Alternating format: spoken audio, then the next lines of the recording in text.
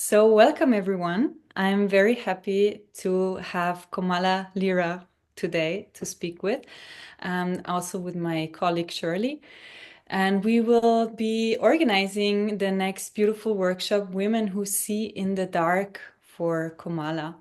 So, Komala, before we start and we dive into questions about the workshop, maybe you can introduce yourself a little bit and tell us who you are. Who am I? Well, it's lovely to be with you too, and I'm very much looking forward for this collaboration, starting with the Woman Who's in the Dark. So, who am I? I was born in the tropics, so I'm playing a little bit with the leaves on the background um, in Brazil, and I've lived everywhere. Presently, I'm in Portugal. Basically, my life has been really dedicated to find out how can I live more fully? How can I vibrate the potential of my joy, my heart, my soul, my body in the way that is an instrument for receiving life? So I had many adventures living, moving, and working in many different places. For the last 40 years, I work with groups and individuals who are also dedicated or really willing to release energies of veils that hold life force back instead of allowing the fluidity of what's happening to move through. So in my language, my best language is the language of Ayurveda, Yoga, and Tantra. I'm not going to go into details of that, but that's the language I use because it's a language of life and it's a language of energy. And it doesn't involve dogma, it doesn't involve labels, it doesn't involve, religious points of views or philosophies. It's like if you observe life, there is a naturalness in life, a fluidity in life that happens outside and happens inside. So in time, I learned how to develop through different meditation techniques, meditation ways, and different therapies, different approaches to observe deeper the fluidity of my own life. So that's what I share with other people through the sensitivity of the body. So the work with women has been strong in my life. Um, Initially and clearly for many years working with the tantric goddesses and their qualities, because I have a lot of background in tantra and in the Vedic science. And in the last, I think 8 years or 7 years, when I started the Woman Who's in the Dark, the approach was slightly different. It still was the same sensitivity, but slightly different because I started to notice different things in the moment that we are as a culture. Beautiful. So I would love to ask you the first question. What does the name Women Who See in the Dark where does it come from? And what is the dark that you're referring to? Mm. So in real life, I love to work in the dark. And one of my dear, dear friends, once we were walking in cliffs in Ibiza, where I used to live, which is normally people don't walk there even during the day because it's a bit dangerous. But somehow I love to work in places in the night because I feel that there is an extra alertness that has to be there, especially if I am in nature, which is where I walk in the dark, is usually in nature, where my sensitivity is very, very attuned to what possibly is in the dark that I can't see, but I can feel. So it's an enhancement of that perception, of my sensorial perception, my intuitive perception, that if I'm working next to a cliff, that I have to be extra alert.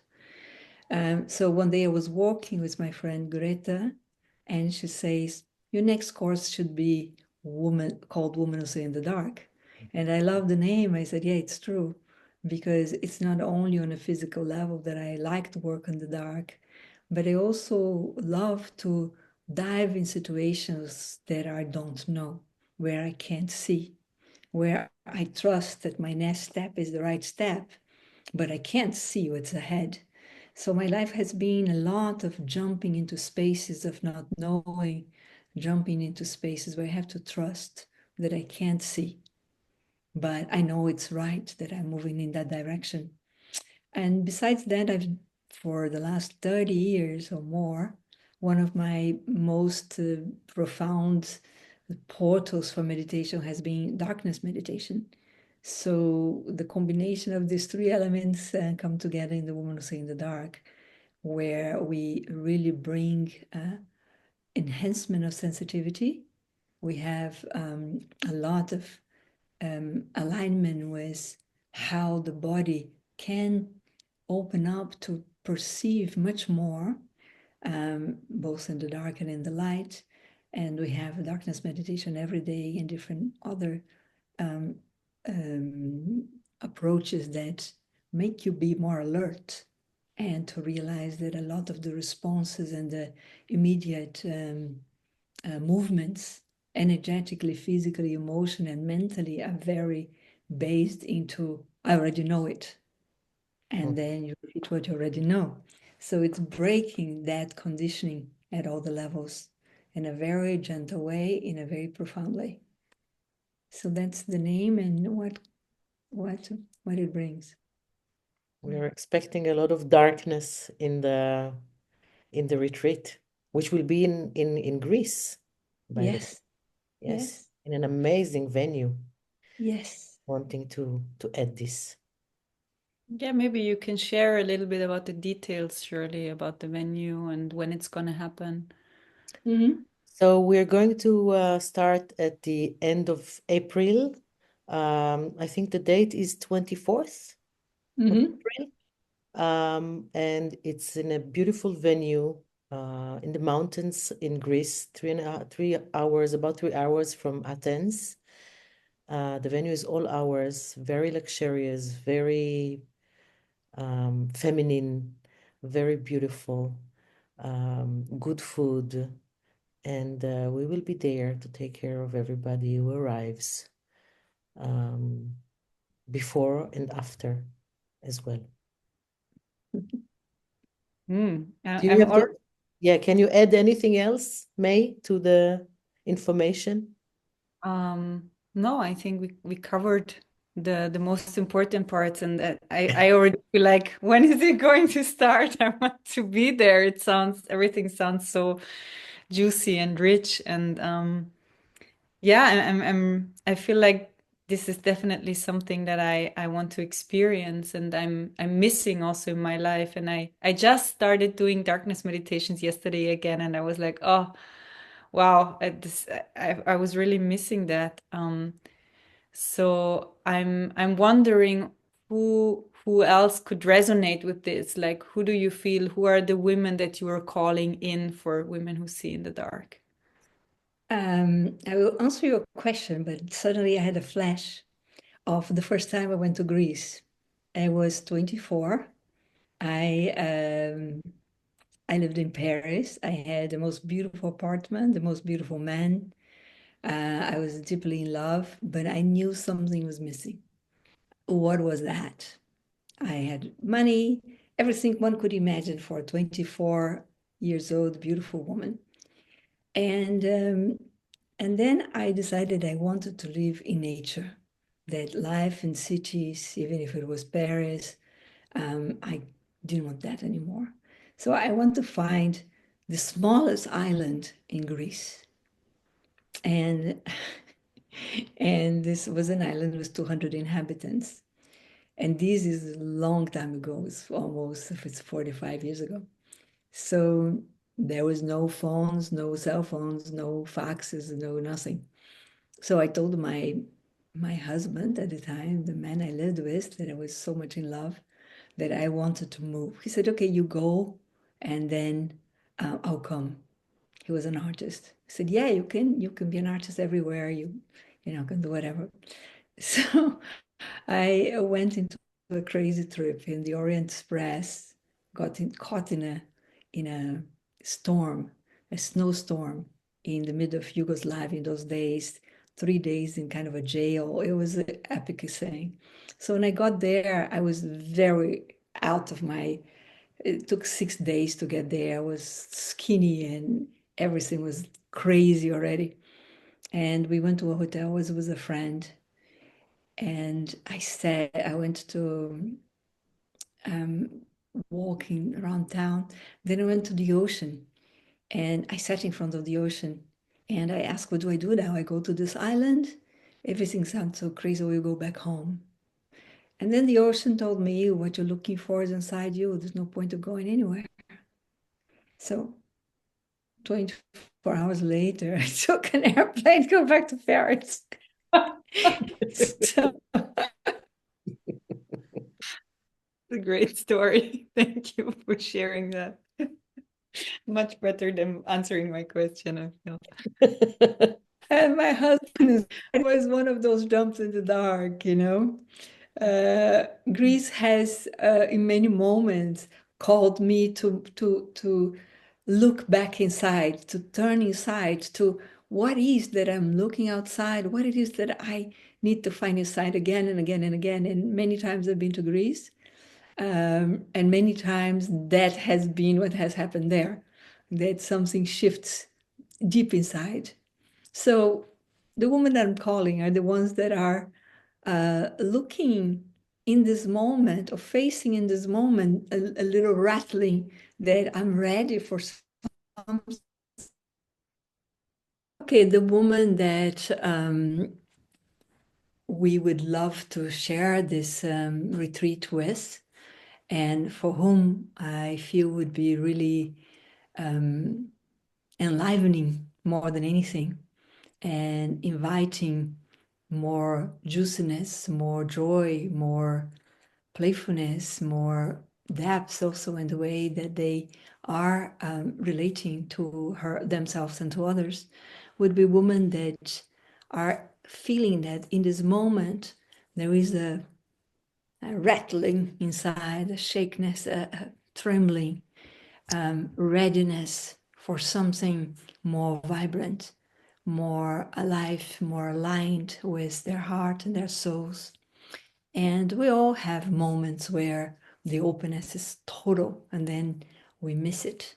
We lose it, or we get, veiled by different layers of conditioning of fears. So this process is a process of opening and revealing. It's not a doing. It's not now you do this, do this, do this, and you get there. It's a process of turning deeper inside, resting in that space and allowing an arousal, allowing something to arise, to emerge that is often surprising, but at the same time known because it comes from inside you. Nobody's going to tell you what to do or how to do it. It's really a space where you can go, daring to go deeper and deeper and deeper, losing the points of reference of what we can see, what is known, what you can't follow in a so-called known way. So it's for the women that are ready for this daring the next step. Also for women that already have a life of being creative in any kind of professional or personal way. People that do have this curiosity for life, for the potential that they feel it's inside them and maybe not fully expressed. So it really invites the next level, invites a cracking to another expansion. Was it clear? Yeah, it sounds like there's not like a specific outcome or a specific goal, but it's more like very unique journey for each individual, depending on where they are in their lives. Do I understand? Exactly. That's exactly the commonality is that almost every person that came to these retreats, I think I did 14 of them already, came out with refreshed and ready for the next level, but the next level for you may be going, across the road, and for someone else, maybe going to Timbuktu. So there is no comparison we're not going to go there all together, but it's going here all together in a way that what emerges is unique for each person and authentic for each person. Yeah. So this is actually a very individual expansion. Exactly.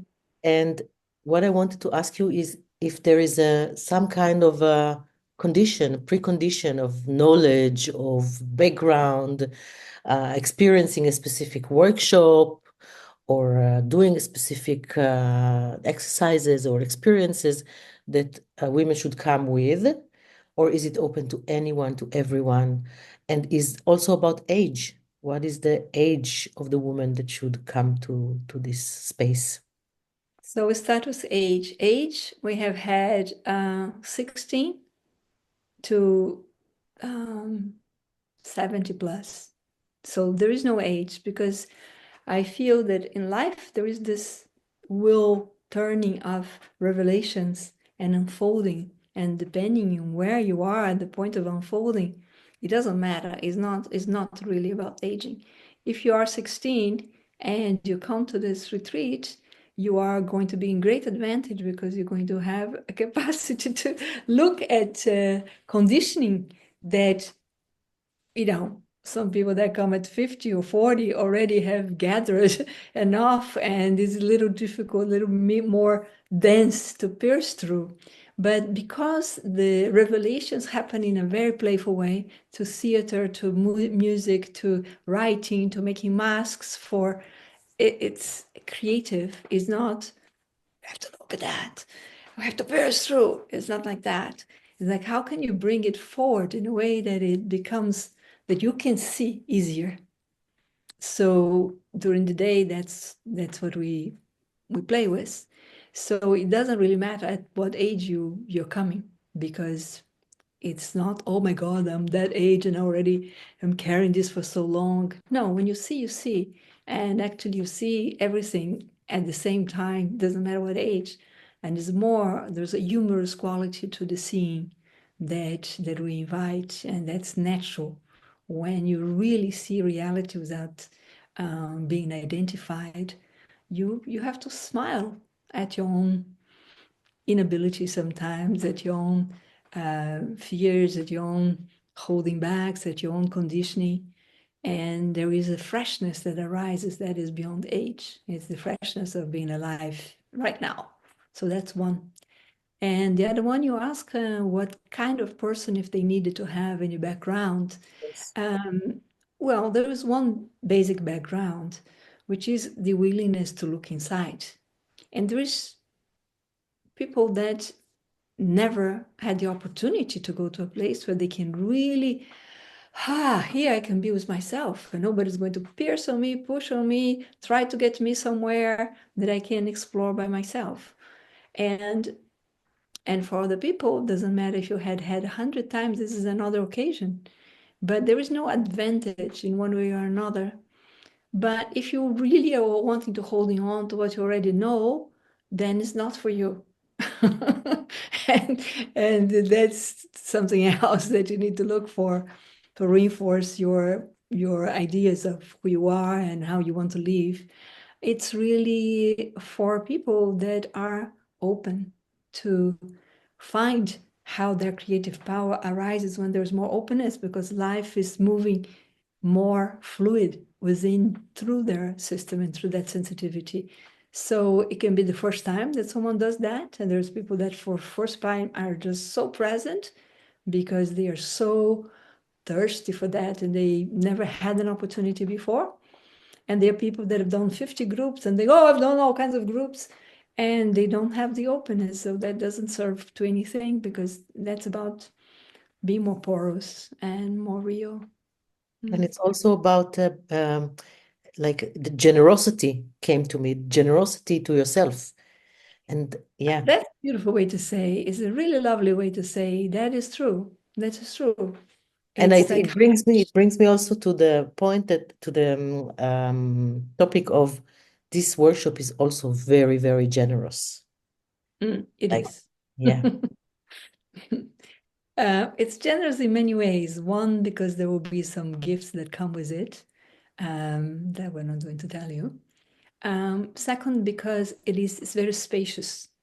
It's like explorations where there is space, energetically, physically, emotional, to go wherever your system needs to go in this moment, and to share or not in that spaciousness, from that spaciousness, inside and outside.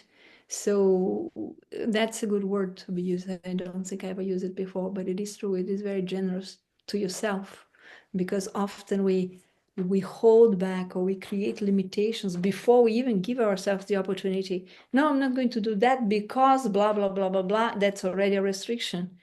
And this is a space where there is no restriction for the self-exploration. Yeah. And talking about restriction, and also because you mentioned before the masculine and the feminine, that it's not about women, it's about the feminine energy. I don't know if it was in the part that we lost you in the communication, or if it will be in, but we talked about it.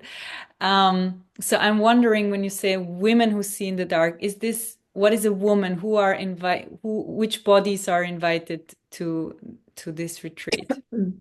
So initially, I wanted to call it human who see in the dark, because it's more about being human, and because the condition and the veils and the condition and the constructions that we carry, it's man, woman, any kind of gender, or any kind of label, which I don't like labels, and I don't reinforce labels, carry. It's like a condition of being human.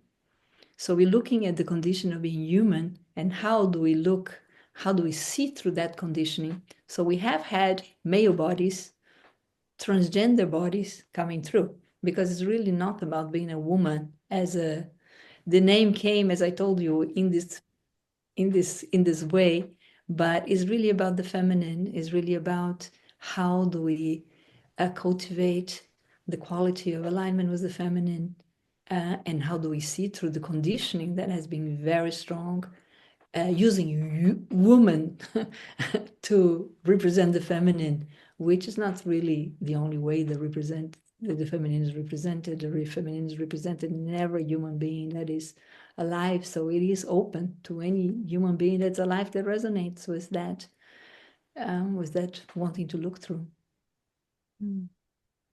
Thank you. Beautiful. I feel like this gives a very beautiful first insight about what's happening, and what you can expect at Women Who See in the Dark.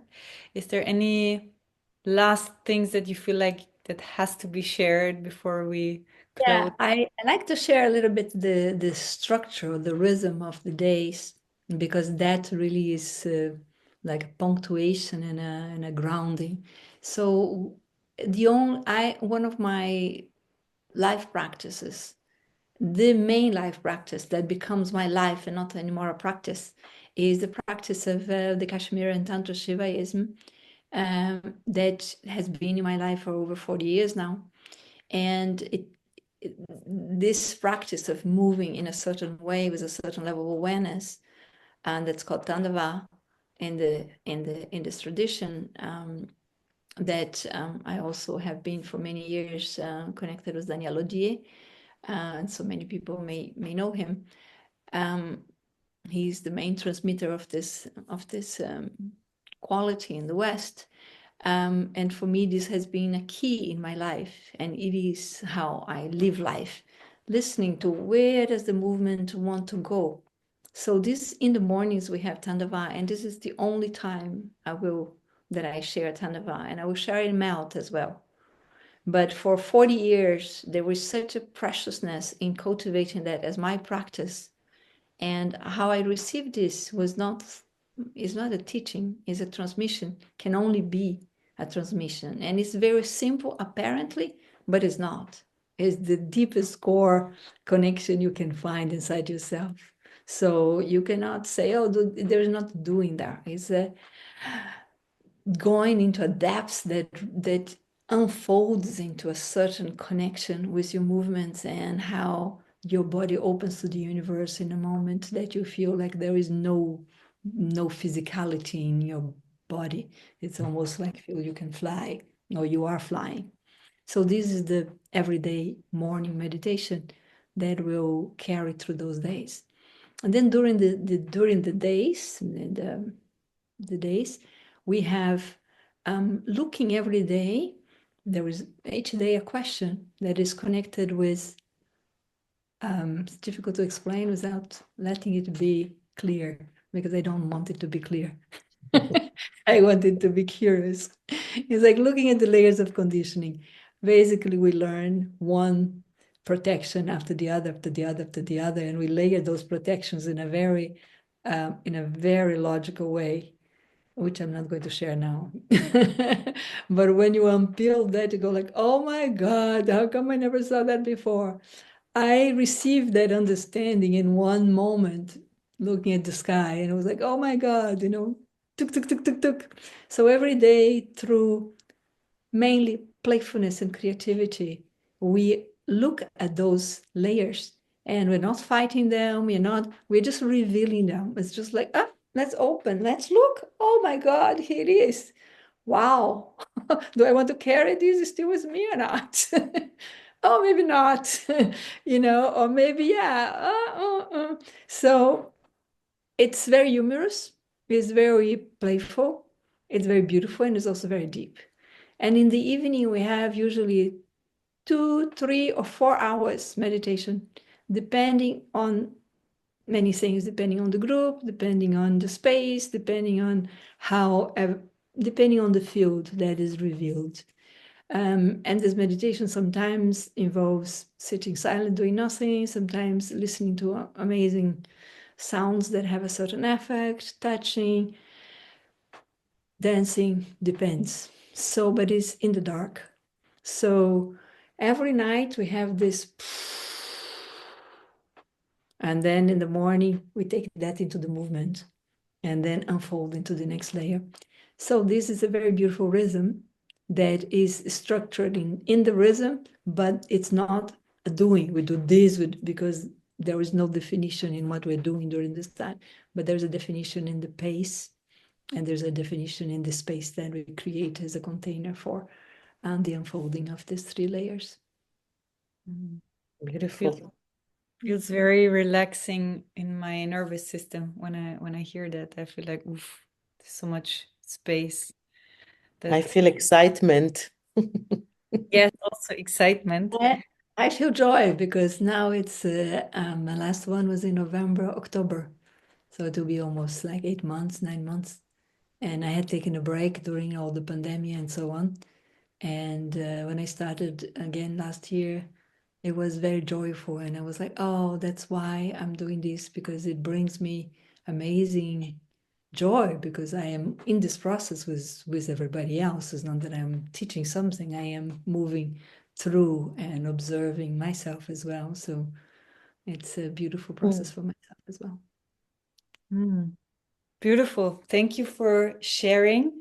I'm super excited. We're both super excited. Thank you, Komala. And as you mentioned briefly, Melt is also something that is going to be shared soon, and that we're also going to organize with you and for you. So the next interview we're going to have is about Melt, and I'm very curious to hear more also about Melt. But Women Who See in the Dark, if there's more questions, if there is anything still unclear or anything you want to have more specifics about, you can just reach out to us, to Shirley and I, Malachit Events. And yeah, the two of us are very excited for Women Who See in the Dark. We're very excited to work with you again. And yeah, thank you for this beautiful interview. Thank you Thank so you much. for being there. I'm very much looking forward, sincerely. Even though I'm enjoying being home these days, it feels so good that the things that I'm moving towards are things that really touch my heart.